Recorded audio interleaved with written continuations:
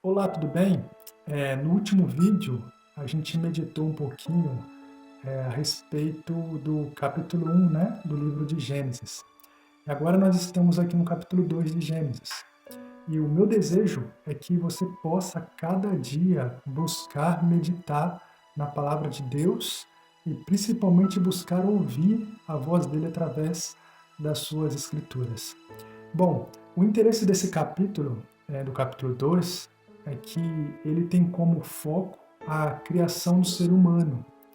E é como se Deus, no capítulo 1, falasse da criação de forma geral, e agora no capítulo 2, ele começa a detalhar, dar mais detalhes a respeito da criação do homem e da mulher. Em Gênesis capítulo 2, versículo 4, Moisés escreveu o seguinte: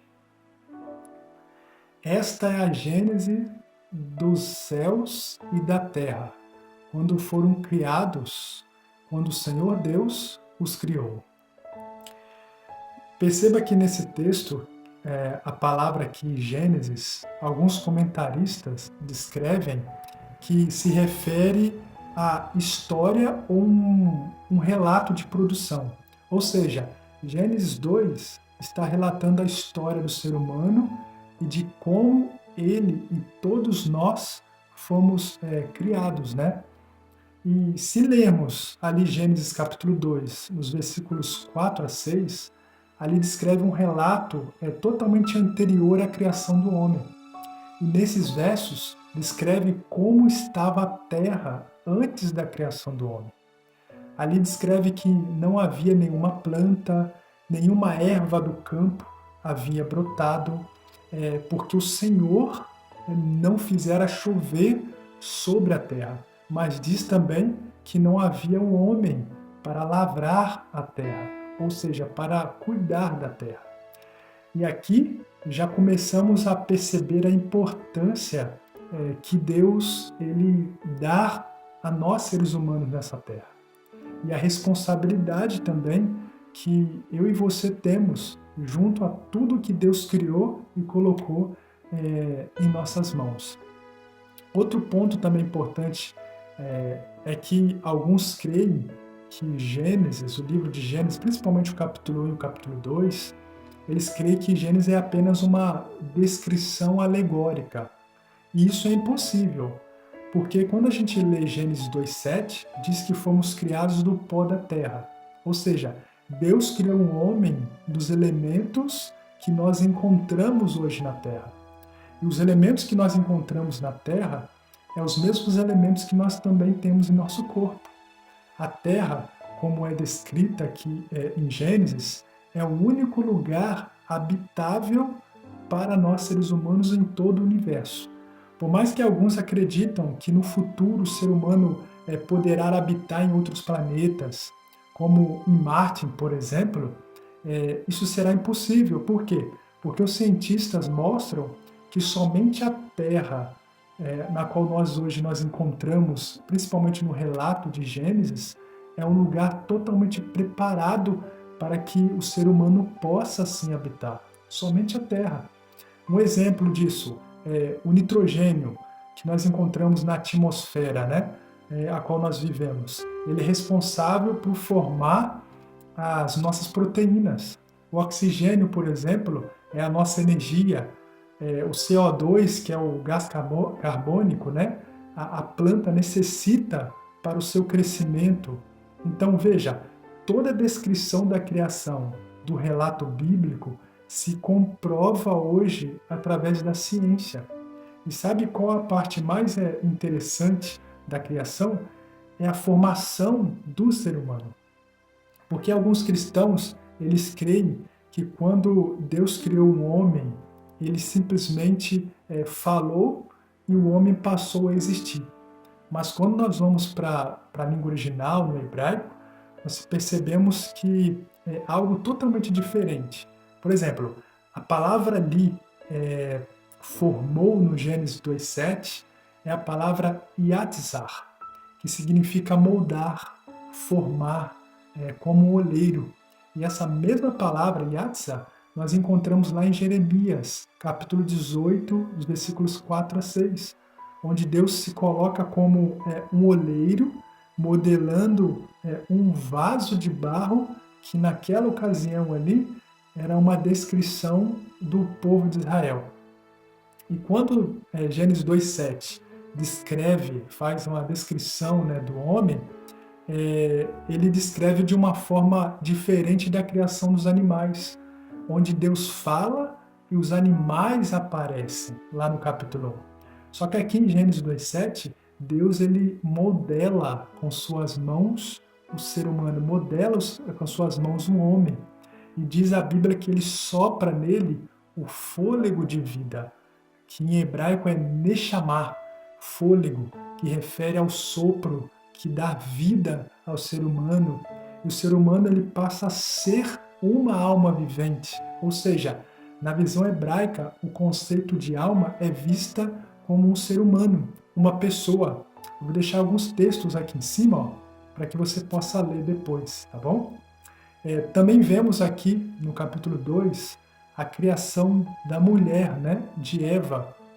E Deus traz Adão para junto dos animais criados, né, e pede para que ele nomeie esses animais. E o ato de Deus trazer Adão perante os animais era ver se Adão sentiria a necessidade de ter uma auxiliadora. Deus simplesmente ele não criou Eva por escolha própria. Ao longo do trabalho de Adão em nomear os animais, ele foi se sentindo incompleto. Ele percebeu que lhe faltava algo. Então aí a Bíblia vai descrever que Deus fez cair Adão em um sono pesado, né, profundo, tomou uma de suas costelas e fez uma auxiliadora que lhe fosse idônea. Quantas coisas a gente poderia aprender com esse relato aqui, né? Essa descrição da criação da mulher. Por exemplo, a palavra ali costela, né? Que é para descrever o lado de Adão. Ela então foi formada ou criada do mesmo elemento que Adão. E tem um texto lá em Efésios capítulo 5 que diz que ninguém jamais odiou a própria carne. Antes, a alimenta e dela cuida. O que Efésios 5 está nos ensinando? Que o homem deve cuidar da sua esposa como ele cuida da sua própria carne. E eu vou até um pouquinho mais profundo, né? Que nós, homem, assim, de uma forma bem profunda, nós, homem, o homem que não se ama, não cuida de si mesmo, não terá o mesmo cuidado com a sua esposa. E essa é uma mensagem, assim, para mim, né? Praticamente. E aqui, quando nós vemos o relato de Eva, Eva deveria completar Adão, ser como uma auxiliadora, que no hebraico é um forte apoio, uma ajudante. E o mais interessante é que a palavra auxiliadora na língua original está relacionada também ao apoio, ao auxílio que Deus dá ao seu povo. Então, o que está descrevendo para a gente aqui? Que assim como Adão deve amar a sua esposa como Cristo amou a igreja, isso está lá em Efésios 5, Eva deveria apoiar o seu marido como Deus auxilia e apoia o seu povo. Então aqui as responsabilidades, elas são de ambas as partes e não tem nada a ver com inferioridade ou subordinação, né? Como tem muitas pessoas que vê nisso, né? E eu queria aqui terminar com vocês essa meditação aqui do capítulo 2 de Gênesis, pedir a você que leia o capítulo 2 de Gênesis, com a parte mais importante desse capítulo, onde Deus coloca perante Adão e Eva a fonte de felicidade, a fonte de vida, a fonte da presença de Deus junto ao casal. Onde Deus diz lá no capítulo 2, nos versículos 15 a 17, que eles deveriam não se alimentar da árvore do bem e do mal. Um teste, mas ao mesmo tempo uma segurança que eles teriam contra o inimigo. A segurança deles, de Adão e Eva, a proteção deles o proporcionaria um ambiente onde Deus pudesse habitar com eles. Era simplesmente a escolha de ser obediente. Então, toda a proteção deles estavam relacionado eles a se escolher ser obedientes. E se eles escolhessem ser fiéis ao Senhor, isso daria a eles uma segurança de que Deus poderia atuar na vida deles. E essa orientação de Deus, em que eles não poderiam comer, né, do fruto da árvore do bem e do mal, já nos diz que Adão e Eva eram livres para escolherem ser fiéis a Deus ou não. E se caso, né, eles desobedecessem e comessem desse fruto, a Bíblia descreve que eles morreriam. E a palavra lá, em Gênesis 2,17, a palavra morrer no hebraico, ela também descreve o significado de estar morto. E foi esse estado em que Adão e Eva se encontraram depois de terem comido do fruto em que Deus disse para que eles não comer. Passaram a estar morto, porque é esse estado que o ser humano se encontra longe de Deus. Longe de Deus, praticamente, nós estamos mortos, né? E o convite que Gênesis, capítulo 2, ele nos faz, ao você ler e ao ler, e ao eu ler também, nós percebemos que Gênesis nos faz a entender a responsabilidade que nós devemos ter perante a terra, sendo nós mordomos de Deus.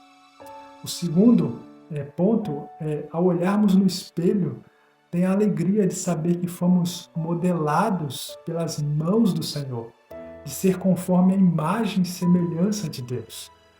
O terceiro ponto também, com relação aqui ao casamento, que o casamento é um casamento monogâmico entre um homem e uma mulher, e com as suas responsabilidades, né, de uma esposa e a responsabilidade também de um esposo junto ao casamento, a qual Deus deseja e orienta em sua palavra, né?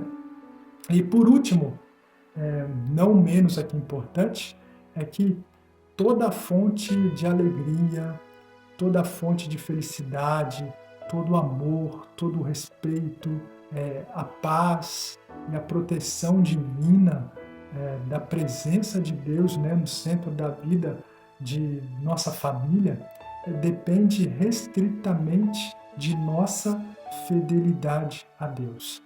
E a pergunta que Gênesis 2 nos faz para terminar é: você tem sido fiel ao Senhor?